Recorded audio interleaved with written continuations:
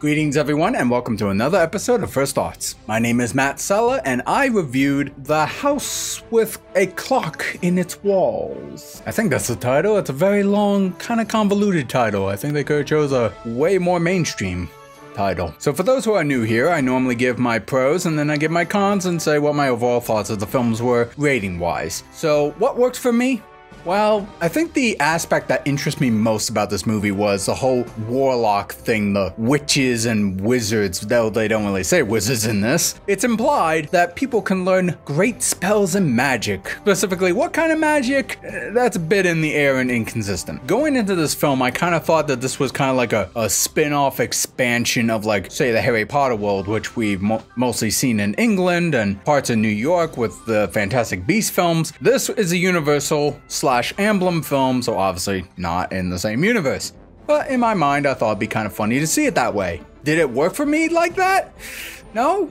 Sort of, not really. I think what didn't work with me so much was the script itself, especially with the acting with the kid. Now, I'm not really into kid actors doing their things. I tend to be very overly critical about them. Grew up in the 90s, so I know a lot about bad kid acting. So in this one, I suppose I was a little bit harsh on our lead character, but so from times he's gone from like neutral wonderment to, oh my god, I'm having a traumatic crying fit of some sort. I just had trouble seeing the bridge between those emotions that the character was going through. I don't know if that's just the fault of the director, the fault of the kid. Didn't really work for me. Florence and Jonathan, Jack Black and Cate Blanchett, I thought they did a pretty solid job. I had no real complaints from them. Jack Black was kind of his usual weird self, pretty amusing, although he wasn't like ha-ha a lot in this movie. Cate Blanchett's character is probably by far the most interesting part, but the whole story itself revolves around finding this clock in the wall from the late Isaac, who was also a warlock and apparently a bad one, as in evil, and as the story unravels itself, it kind of left me unsatisfied.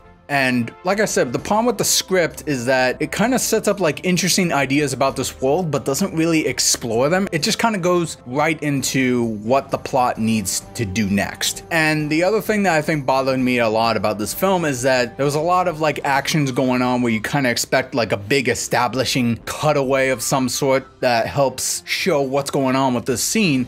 But we kind of just linger on one character for longer, or we don't even cut to another character reacting to like whatever's going on. And I felt like the cinematography and I guess the cinematic feeling of this movie was just not there. It was too tight on the characters. It didn't give us the scope of this warlock world that I really was interested in checking out. Sure, it had some whimsical moments, but it was kind of all over the place. I've never seen an Eli Roth film before, and I've been hearing that this is probably one of the strongest films he's done in a while, so I don't know what that means about his other films, but hey, I'll leave that for you to judge if you've seen his films, because this is the first one I've seen, so I don't know. Nothing to compare it to. Overall, I kind of give it a eh.